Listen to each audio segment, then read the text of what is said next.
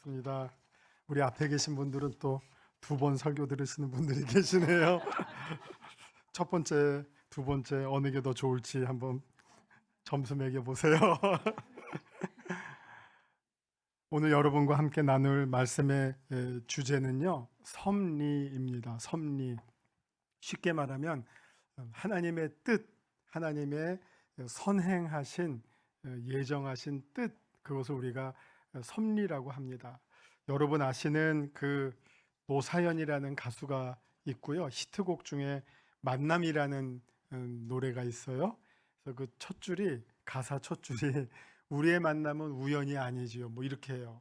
거기까지는 다 아는데 그 다음에 우리의 만남은 우연이 아니었어요, 하나님의 섭리였어요 하면 찬송가가 됐을 거예요.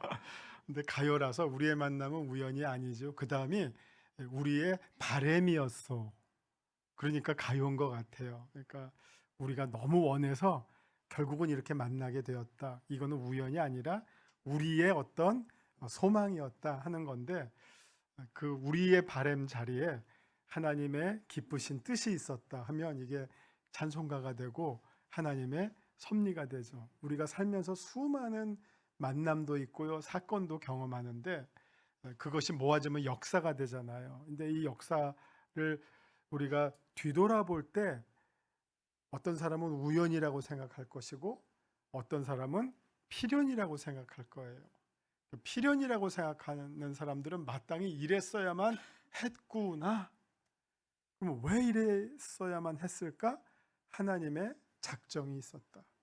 하나님의 미리 계획하심이 있었다 하는 것을 우리가 비로소 경험하고, 그 다음부터는 우리가 그걸 자꾸 학습하면 그 다음에는 어떻게 되냐면 우리가 모든 일을 할 때 하나님의 뜻을 구하게 돼요. 아직 이 일의 결론을 우리가 경험을 못했지만 지금까지 제가 경험한 걸 보니까 모든 순간순간마다 하나님의 뜻이 있었음을 제가 배워서 알게 되었습니다. 그러면 이제는 하나님의 뜻을 제가 먼저 구하겠사오니 그 뜻이 이루어지게 하옵소서. 우리 주님께서도 기도 가르쳐 줄 때 아버지의 뜻이 하늘에서 이루어진 것 같이 땅에서도 이루어지이다. 그게 어떻게 보면 우리의 삶의 궁극적인 목적이고 내가 하나님의 뜻을 이루어 나가는 도구가 되는 삶, 그게 어떻게 보면 우리 개인에게 있어서는 가장 의미 있고 복된 삶이 된다는 거죠. 이 하나님의 섭리를 펼쳐나가는 여러 가지의 표현들이 있어요. 그래서 복음서를 보면 성경을 응하게 하시려고 예수님의 사역 마디마디마다 예수님께서 왜 이렇게 행동하셨느냐? 성경을 응하게 하시려고 라는 이 대목이 빠지지 않고 나오는 경우가 많이 있습니다. 오늘 종려주일인데 예수님께서 낙이 타고 예루살렘에 참 어떻게 보면 이상한 모습으로 입성을 하시는 거죠. 백마 타고 개선장군의 모습으로, 황제의 모습으로 입성을 하시는 게 아니라 이건 뭐 코미디언 같기도 하고요, 안 어울리는 모습이에요. 좀 사람들이 보면 한편으로는 환호를 하지만 왜 저렇게 들어오지? 의아해하는 모습이 드는데, 이것마저도 우리 스가랴서 9장 9절을 보면 예수님 입성에 대해서 예언이 있었던 것을 우리가 보게 되죠. 스가랴서 9장 9절을 보시면 시온에 따라 크게 기뻐할지어다, 예루살렘에 따라 즐거이 부를지어다. 보라, 내 왕이 내게 임하리니 그는 공의로우시며 구원을 베푸시며 겸손하여서 나귀를 타시나니 나귀의 작은 것 곧 나귀 새끼니라. 예수님의 예루살렘 입성, 뭐 십자가는 말할 것도 없고요, 부활도 말할 것도 없고요, 모든 순간순간마다 성경을 응하게 하시려고 하나님의 어떻게 보면 섭리를 이루어 가시는, 뜻을 이루어 가시는 사역이었던 것을 우리가 보게 됩니다. 우리 기독교 초대교회 시작에도 명문가가 있었어요. 뭐 여러 명문가가 있었지만 바나바의 가문이에요. 그의 누이는 마리아였고 조카는 마가였어요. 마가는 마가복음을 썼죠. 그 다음에 바나바는 바울이 회심한 다음에 예루살렘 사도들에게 사도 바울, 사울의 의심을 벗겨주는 중요한 소개자의 역할을 했어요. 바나바가 없었으면 어느 누구도 바울을 받아들일 수가 없었을 거예요. 얼마 전까지만 해도 우리를 핍박하고 우리를 잡으려고 날뛰었던 그 사람을 어떻게 동료로 받아들입니까? 바나바의 변호와 설명이 있었기 때문에 받아들였죠. 그만큼 바나바는 사도들에게 신뢰를 받는 그런 중요한 인물이었던 것이죠. 그런데 그의 누이는 마리아고요. 마리아의 집이 마가의 다락방이에요. 그러니까 그 마리아의 소유였던 집에서 120명의 제자들이 모여서 기도할 때 성령 받고 거기가 첫 교회가 됐던 것이죠. 그러니까 얼마나 중요한 가정이에요. 그러니까 이 바울과 바나바가 안디옥에서 만난 것은 우연이 아니라 하나님의 큰 초대교회를 이끌어가는 기독교 역사를 시작하게 하는 데 있어서 결정적인 하나님의 섭리였던 것을 보게 됩니다. 오늘 제가 여러분에게 소개해 드리려고 하는 것은 저희 학교가 올해가 개교 50주년 희년의 해예요. 1974년에 서대문구 충정로 187번지에서 시작을 했어요. 사실 그 땅도 그 집원이 우연히 생긴 집원이 아니라 그것은 어떻게 보면 밥 피어스 선교사가 사역했던 자리를 우리 학교에 내어준 거거든요. 그래서 그 땅에서부터 학교가 시작하고 10년 후에 뭐 정확하게 말하면 한 8년 후에 이제 경기도 양평 여러분들 많이 오셨잖아요. 양평에서 82년도에 학부가 시작하면서 학교가 커졌는데 원래는 서대문에서 시작했어요. 1974년에 그거를 계기로 우리가 개교 50주년이다 하는 건데요. 우리 학교의 시작에도 이 놀라운 하나님의 섭리가 있었는데 언제부터 있었느냐? 1890년부터 시작되었다라고 저는 감히 말하고 싶은 거죠. 1890년은요, 아주 유명한 우리 한국 교회사의 아주 중요한 분이 들어와서 선교를 평양에서 시작했던 때예요. 여러분, 1884 아펜셀러와 언더우드가 부활절날 제물포 앞바당에 형님 먼저 아우 먼저 하면서 아펜셀러가 생일이 빠르다고 먼저 배에서 첫 발을 내디딘 게 아펜셀러 언더우드잖아요. 그러니까 이분들은 주로 남쪽에서 선교를 했고요.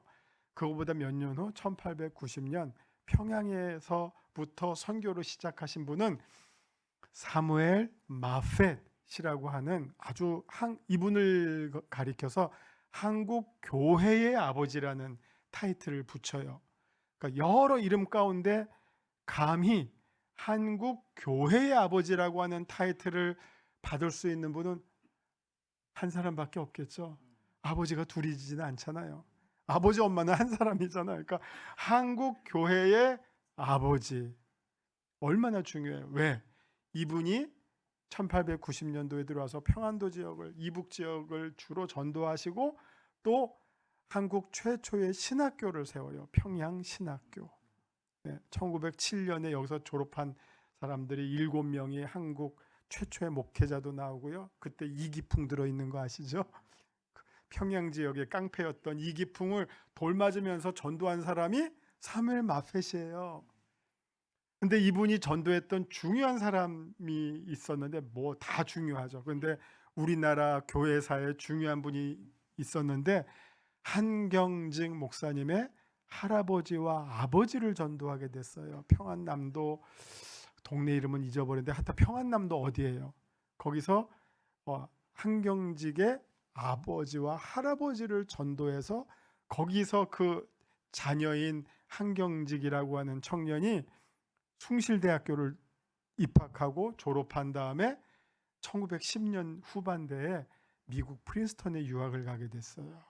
그 다음에 돌아와서 한국교회의 지도자가 되는 거예요. 그 시대에 유학을 갔다 왔으니 뭐 영어가 능통하고 그만큼 배우고 했으니 한국교회 지도자가 되는 게 어떻게 보면 자연스러운 귀결이었겠죠. 그래서 유학한 다음에는 신의주에서 제2교회를 담임하시다가 6.25 직전에 월남하셔서 아마 1948년으로 기억해요. 영락교회를 개척하셔서 피난민들과 함께 개척하시면서 그때부터 거의 한 1970년대 후반까지는 조용기 목사님 뜨기 전까지는 한국교회 완탑이었죠. 정말 유일무이한 최고의 리더십을 발휘하는 한국교회 대표적 인물로 자라났는데 뭐부터 시작했느냐?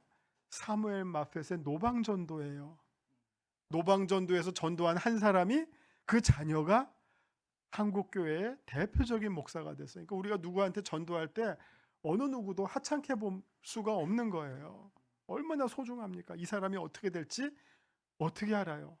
장래에 내가 한 사람을 전도했는데 이 사람이 어떻게 될지 정말 알 수가 없는 거죠. 제가 아주 친하게 이렇게 되면 이제 시간 가는데 제가 너무 좋아하는 우리 교회 장로님이 있는데 그분도 청계천에서 무슨 청계천에 가게들 많잖아요. 가게 하시는데 어느 날 우연히 어떤 아줌마가 와서 전도를 하는 거예요. 그 전도를 받아들이고 예수를 믿고 교회 등록하고 정말 기독교 명문 일가를 이뤘어요. 너무 하나님의 축복도 받고 교회 봉사 정말 많이 하시고 그분이 사업을 쭉 일으키셨는데 그분의 모토가 뭐냐? 내가 결정하기 어려울 때는 손해보는 쪽으로 결정하자. 그분의 카톡에 써 있는 자기 인생 좌우명이에요. 사업하는 사람이 그러면 망하죠. 예?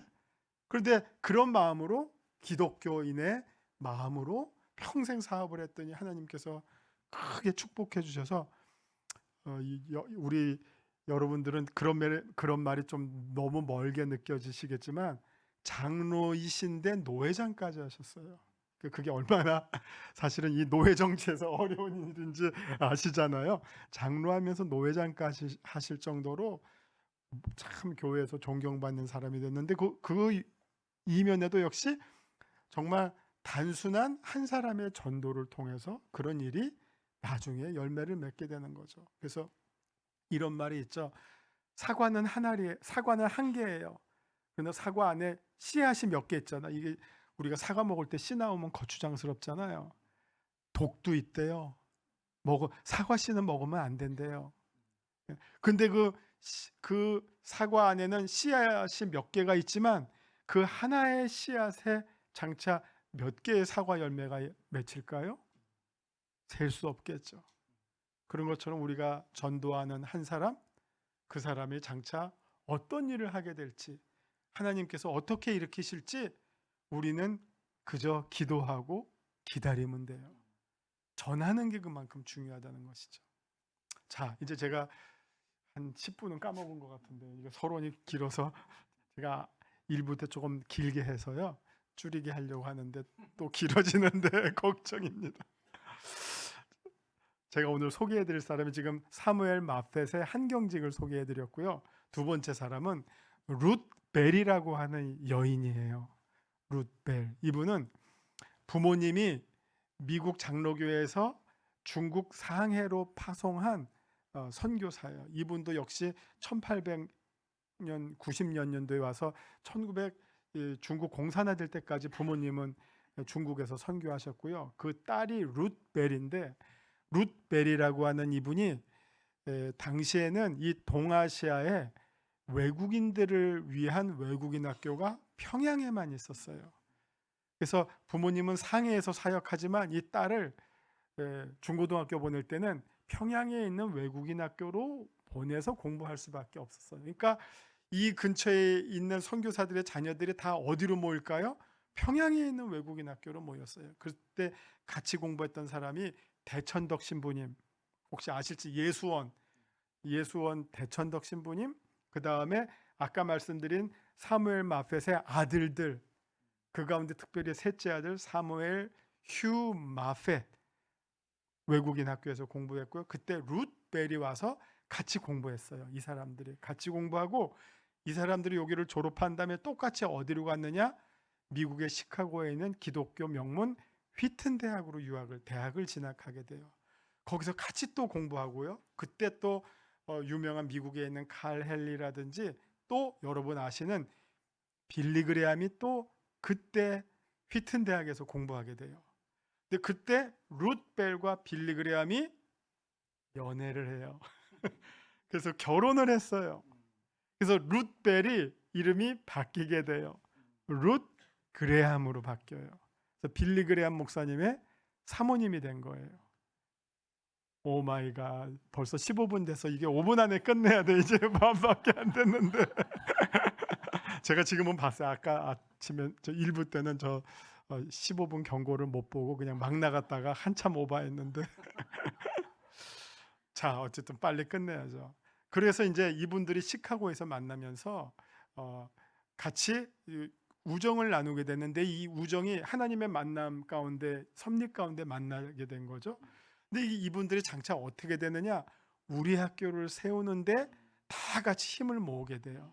그래서 한경직 목사님이 우리 학교의 초대 이사장, 그 다음에 사무엘 휴 마펫이 우리 학교 초대 원장, 그 다음에 룻 그레함이, 남편인 빌리 그레함이 1973년도에 우리나라 여의도에 와서 최초의 대중 기독교 집회를 해요. 100만 명 집회. 혹시 그때 어렸을 때 여의도에 자리 깔고선 땡볕 쬐면서 그 집회 참여하신 분 계세요? 예, 계시죠? 그때 헌금 하셨어요? 애들이어서 안 하고 그냥 패스? 그때 헌금이 10만 불이 모아졌어요. 100만 명이 헌금한 게 10만 불이 모아졌는데, 그 10만 불이 어디로 쓰여졌느냐? 우리 학교 설립 기금으로 쓰여졌어요. 그러니까 이게 빌리 그레함, 한경직, 그 다음에 사무엘 휴 마펫 전부 합력해서 선교 목적으로 세운 학교가 우리 학교가 된 거예요. 근데 이제 어떤 목적이냐? 지금까지 아시아에 있는 기독교들은 사실은 한국보다 대부분 열악해요. 기독교에 있는 수도 적을 뿐만 아니라 심지어는 박해받는 지역에 있는 개신교들이 많아요. 거기 지도자들은 숨도 못 쉴 정도로 늘 두려움 속에 있고, 그 다음에 정말 뭐 예배 보다가 폭탄 터트리는 일도, 지금도 뭐 파키스탄, 방글라데시 이런 데서 막 테러도 일어나고 그러거든요. 그만큼 어려워요. 그러니까 이분들이 잘 자라는 일이 너무 어려운 거예요. 대부분 뭐 기회를 한두 명이 바늘길을 통과할 정도로 찾아서 서구로 유학을 가면 안 와요. 거기가 너무 편하니까. 거기서 이민한 사람들 데려다가 목회하면 훨씬 윤택한 삶을 사니까 안 와요. 그러다 보니까 이분들이 공부하고 성장한 게 본국에는 영향이 안 가는 거예요. 그래서 이 아시아 한경직, 빌리 그레함, 뭐 존 사무엘 마펫 이런 분들이 어떤 생각을 했느냐? 아시아 교회 지도자들을 서구로 보낼 것이 아니라 아시아에서 키우자. 그리고 다시 본국으로 돌려보내자. 이 일을 하는 기관이 필요하겠다. 그러면 이게 선순환이 될 거 아니에요. 그러면 배워서 잘 훈련받고 다시 본국에 가서 교회를 일으키고 학교를 일으키면 그 나라가 복음화되는데 결정적으로 유익하겠다. 이런 선교 전략을 가지고 학교를 만들었어요. 그게 우리 학교고요. 그게 50년이 됐다는 거고요. 그러면 그거를 그 나라 사람들은 등록금을 내고 비싼 학비를 낼 만한 경제가 안 돼. 우리나라에 거의 10분의 1밖에 안 돼요. 학비를 감당할 수 있는 교회 형편들이 안 돼요. 그러면 이 사람들을 한국 교회가 다 불러서 장학금으로 가르치고, 그리고 잘 훈련받아서 보내면 이게 곧 교육을 통한 선교다. 이 목적을 위해서 아시아 가운데 우리 학교를 세우게 되었고, 한국 교회가 그동안 빚져왔으니 이제는 빚을 갚을 때다. 그래서 이 목적으로 우리가 50년 동안 이 사역을 해오고 있습니다. 짧게 끝냈죠? 많이 두 번 들으신 분 알 거예요. 많이 빼먹었어요. 마태복음 25장 31절에 보면 예수님께서 마지막 때에 인자가 올 때 양과 염소를 심판한다. 그러면 누가 양이 되느냐? 배고팠을 때 내가 먹을 걸 주었느냐? 헐벗었을 때 입혀 주었느냐? 목마를 때 물을 먹여 주었느냐? 나그네 되었을 때 내가 선대했느냐?